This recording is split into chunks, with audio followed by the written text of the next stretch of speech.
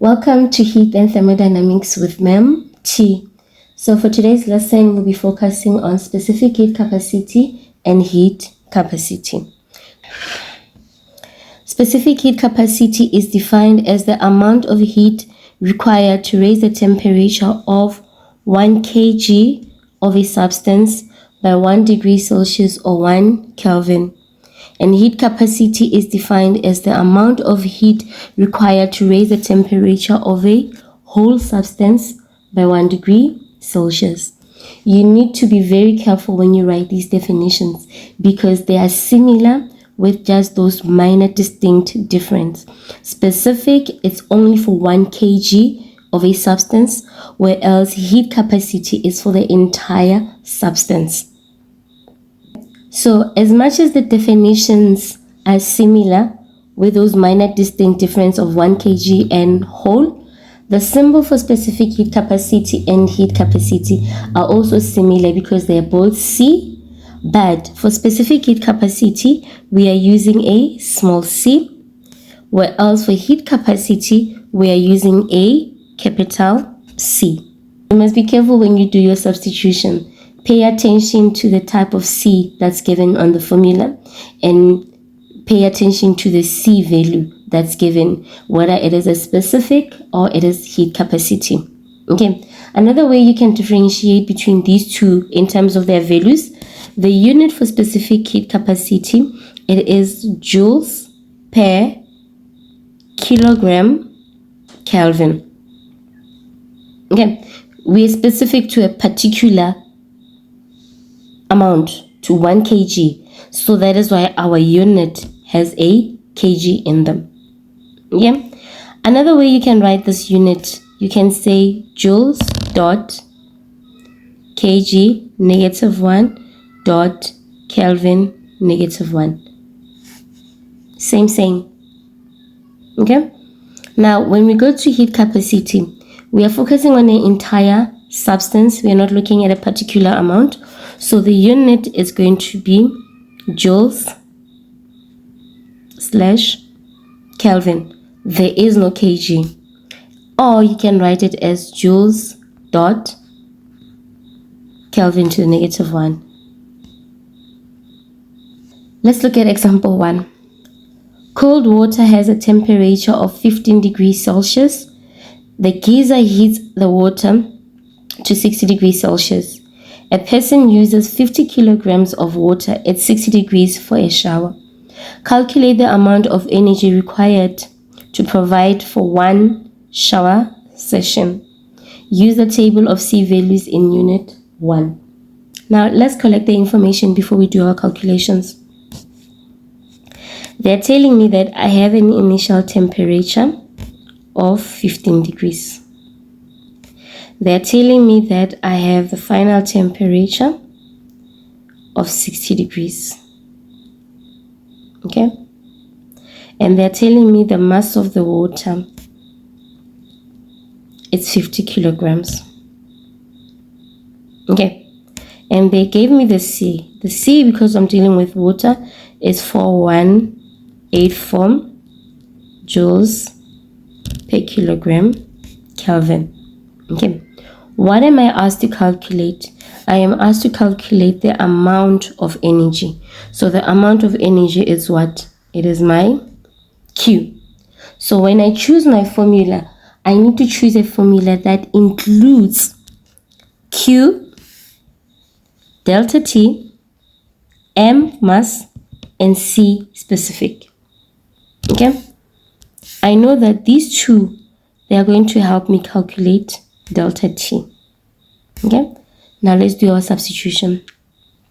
Says the formula Q is equals to MC delta T, whereby the mass is 50 multiplied by the specific 4184 multiplied by the change.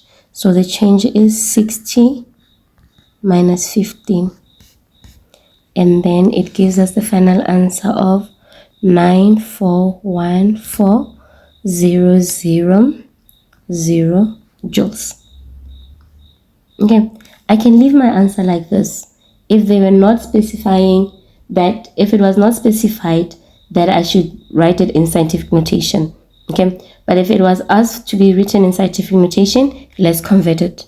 So from grade 10's knowledge, scientific, we move from there and say 1, 2, 3, 4, 5, 6.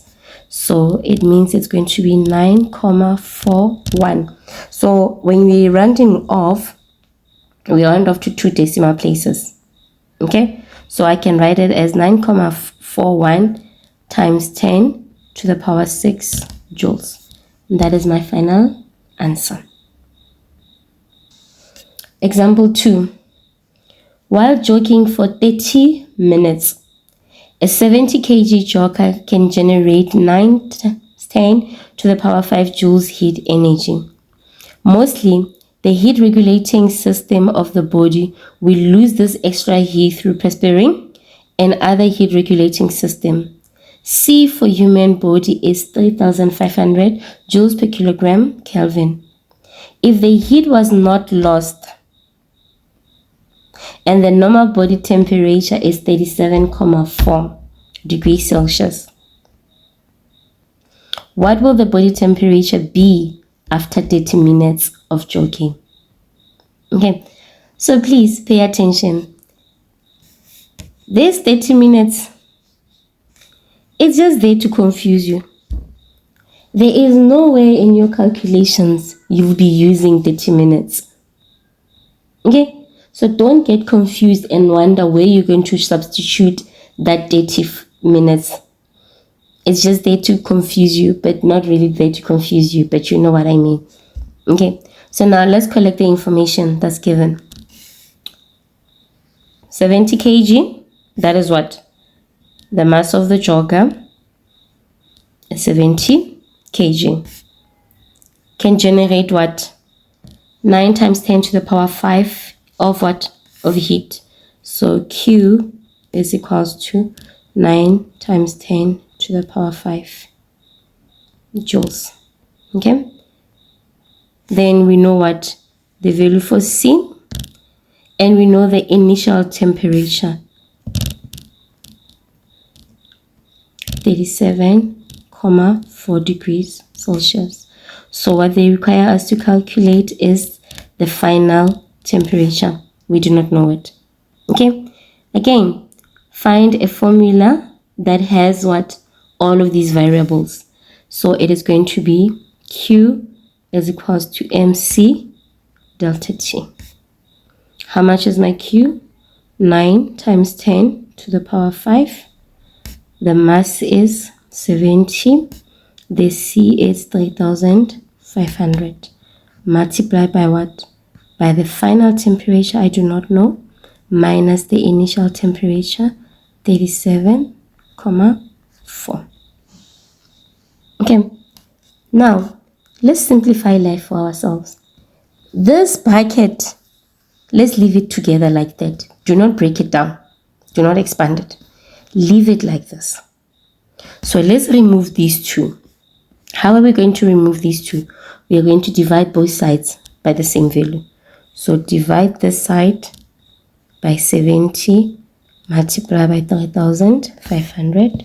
Divide that side by 70, multiply by 3,500.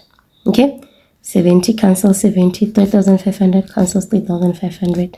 I am left with TF minus 37,4. And this side I'll be left with 3,67. I want TF to be left alone this side. So I need to remove this percent. How am I going to remove it? I am going to transpose. So this percent is going to go this side. I'll be left with TF is equals to 3,67 plus 37,4. Final answer will be 41,07 degrees Celsius. Example 3. Keep this example in mind. for when we are doing the applications of specific heat capacity. Okay, a person is looking for a mug that will not break easily to take on a hike. The choice is between a plastic mug or a tin mug. The mass of the tin mug is 100 grams and the mass of the plastic mug is 120 grams. The specific heat capacity of the metal of the tin mug is 444 joules per kilogram Kelvin, and for the plastic 1700 joules per kilogram Kelvin. 9.1. Calculate the heat capacity of each mug. Again, we need to collect the data. I have the tin, I have the plastic.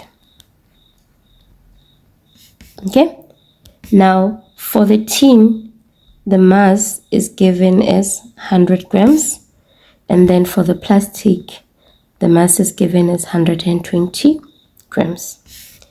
The specific for the tin is 444 joules per kilogram Kelvin, and then for the specific of the plastic is 1700 joules per kilogram. So 9.1 is asking us to calculate the heat capacity of each mug.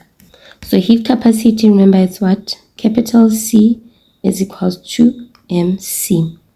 The reason why I chose this formula is because I only have what? I only have the mass and I only have the specific. I do not have the heat. I do not have the change in temperature. So I could not choose that formula here. Okay? Now, the mass is given in grams. We know from grade 10's knowledge, we need to convert our mass to kilograms. So I'm going to have 100 divided by 1000 multiplied by 444. Final answer is going to be 44,4 joules per Kelvin. Please be careful with the units. It's very, very, very important that you get your units correct. And then we're going to go for the plastic. For the plastic, it's going to be capital C still, MC. The mass is still in grams, so I must convert 120. The mass is still in grams, so I have to convert 120 divided by 1000 multiplied by 1700. And I'm getting the final answer of 204 joules per Kelvin. So it means that what? The plastic cup has a higher heat capacity than the tin. 9.2. If the heat transferred to each mug when tea or coffee is poured into it is 800 joules, calculate the rise in temperature for each mug. So what are they asking us? The rise in temperature. So they want delta T.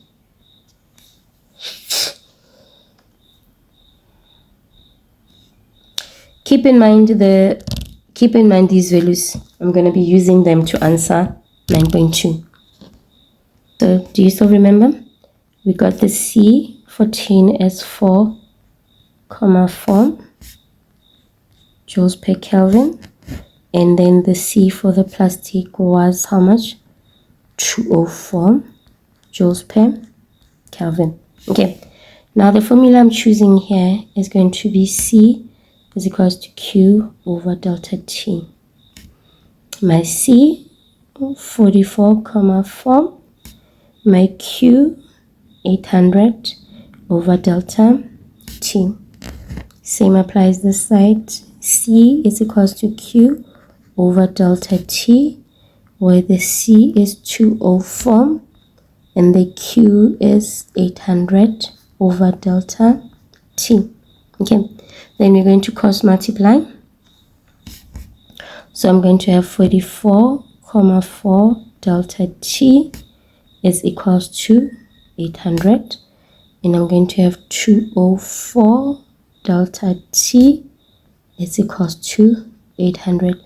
I hope you can follow the way I'm doing them side by side. So let's divide the side. I want delta T to be left alone this side, so I'm going to divide both sides by 44,4. So divide this side 44,4, 44,4. Okay, so cancel. That means delta T is equals to how much now? I'm going to do the same thing this side, divide by 204, and then divide by 204. Cancel, and how much am I left with for delta T? So delta T will equal to 18,02 degrees Celsius, and this side delta T will equal to 3,92 degree Celsius. Okay, sorry, this was for 9.2. Okay, 9.3. Which mark will bend the person's lips more? The one that has the highest rise in temperature. So the chin, because it has the highest rise in temperature, it will bend the person's lips more. So for 9.3, our answer is going to be the chin. Okay, 9.4. Which mark will be more effective to keep the tea or coffee warmer? The one with the less rise in temperature, which is the plastic. It will be the one that is best for that one. So this one will be plastic. Okay, I hope these calculations made sense and you understand a bit more about specific heat capacity and heat capacity. Let's look at the applications. Practical applications of specific heat capacity in technology. Different materials have different specific heat capacities, which makes them suitable for various applications related to heating and cooling. Again, one of the practical applications of specific heat capacity, it is utilized in cooling system. So water, because it has a high specific heat capacity, it is considered to be a good coolant, and therefore it is used in car radiators, and it's also used in seawater cooling system. So because of its high heat capacity, water is able to absorb a lot of heat from the engine, so that the engine does not overheat. Water is also used in firefighting. So what does it do? It is used to extinguish fires. Okay, water is highly effective at fighting fires for two main reasons: its high specific heat capacity and its high latent heat of evaporation. When water is sprayed on fire, the water absorbs a large amount of heat for a small rise in temperature. So the third application is material selection. So material selection is basically used in many ways. One, building. When you are building a house, you are going to look into different types of materials that you can use to build a house. And one of the key things that you'll be looking at is temperature regulations. Okay, for example, if I have a brick house, okay, this house, because it is made out of sand, cement, okay, its specific heat capacity won't be the same if as I have a house that is made of zinc. Okay, so zinc is a metal, and because it is a metal, it tends to have what we call a lower specific heat capacity.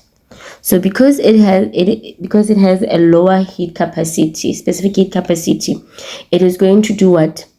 The heat flow from the outside to the house is going to be a lot, and it's going to happen within a shorter period of time. Unlike for the brick house. So for the brick, the amount of heat that is coming from the outside, it is slowly going to be released within the brick before it can be released into the house. But for the zinc, because it has a lower specific heat capacity, the heat that is coming from the outside, it is going to quickly go through the zinc and then go into the house. So the heat regulation for a metal or for a zinc material is not the same as the heat regulation for the brick house. So for the brick house, it will be cooler in summer than the zinc house would be. Okay. So we can also use specific heat capacity when selecting materials for heaters. Choosing a heating element that has good heat generation capabilities, such as a nichrome alloy. We can also use material selection when choosing materials for cooking utensils. So if you paid attention at home, the pot is made of a metal, whereas the handles of the pot are normally made of plastic or wood. Okay, and the reason is because of what? We want the base of the pot to have a low specific heat capacity so that it can do what? It can distribute energy efficiently to the food that is inside the pot so the food can cook. Okay, so the heat is going to be distributed from the bottom going up through the whole pot. Okay, so now the handle of the pot is made with plastic because plastic has a higher specific heat capacity than the metal, so that it will be easy for us to do what? To hold the pot and we don't burn ourselves. If you look at this example, the bottom part of this pot is made of copper, and the sides of this pot is made of stainless steel. Okay, now copper has a lower specific heat capacity than stainless steel.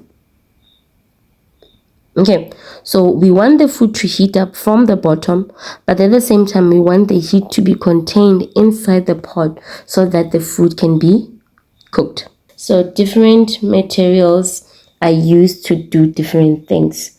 So whenever you're selecting a material to build a particular product, especially that requires heat for it to operate, then specific heat capacity must be taken into consideration. I hope you guys enjoyed the lesson. Please leave a comment down below if you have any questions for me. See you in the next lesson when we'll be doing the law of conservation of heat.